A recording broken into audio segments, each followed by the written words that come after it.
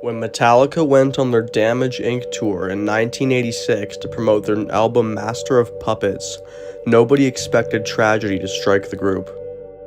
Metallica, consisting of James Hetfield, Kirk Hammett, Cliff Burton, and Lars Ulrich, were on tour in Sweden to promote their newest album titled Master of Puppets. On September 26, 1986, the band played a show in the Solnahallen Arena in Stockholm, Sweden. After the gig, the band loaded up and got back on their bus, preparing for their next show in Denmark. The members of the band often complained about how the bunks in the tour bus were uncomfortable. During a game of cards, Cliff Burton pulled the ace of spades, thereby getting first choice at bunks. Kirk Hammett, the loser, proceeded to go to the front of the bus to sleep whilst Burton slept at the back of the bus, alone. Just before 7 a.m. on September 27, 1986, the bus carrying Metallica skidded off the road and flipped onto a patch of grass.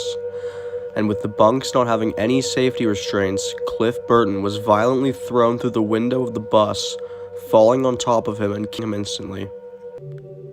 After realizing Burton was under the bus, a frantic rescue attempt was made when a crane lifted the bus off the ground, and to the horror of those at the scene, it slipped and dropped on Burton for a second time. When paramedics and police arrived, Cliff Burton was pronounced dead at the scene. He was only 24 years old and had just started his professional career. The bus driver claimed he skidded to avoid a patch of black ice, but this has been heavily disputed by James Hetfield, who walked down the road in only his socks and underwear, where he found absolutely no black ice. It is speculated the driver was either under the influence of drugs or alcohol or fell asleep at the wheel. Shortly after Cliff's death, Metallica recruited Jason Newsted as the band's new bassist, and they finished the tour in February of 1987 without Cliff. Burton was cremated and his ashes were spread at the Maxwell Ranch. In 2006, a memorial stone was placed at the crash site in Sweden in memory of Burton. Metallica's song "To Live Is to Die" is a tribute for Cliff Burton.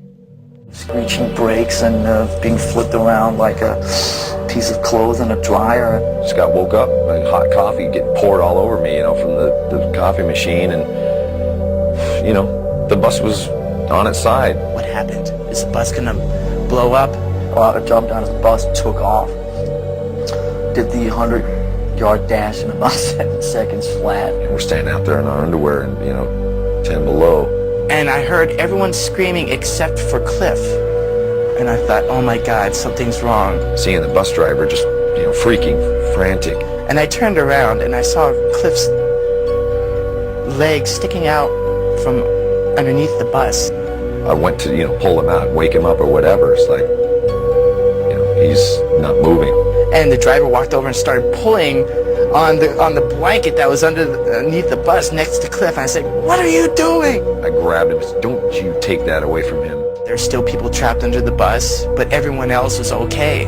I don't know if Cliff was dead at this point or not, because the bus actually slipped back after they picked it up. They lifted it to pull him out and it slipped back and landed again on the floor.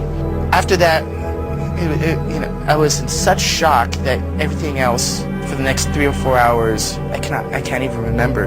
What happened? What's going on? Is this guy drunk? Or la la la? Oh, we hit some black ice. And I recall in my underwear, and socks, walking for miles, looking for this black ice, walking back on. Where's this black ice? I don't see any black ice. And I wanted to kill this guy. I was gonna end him there.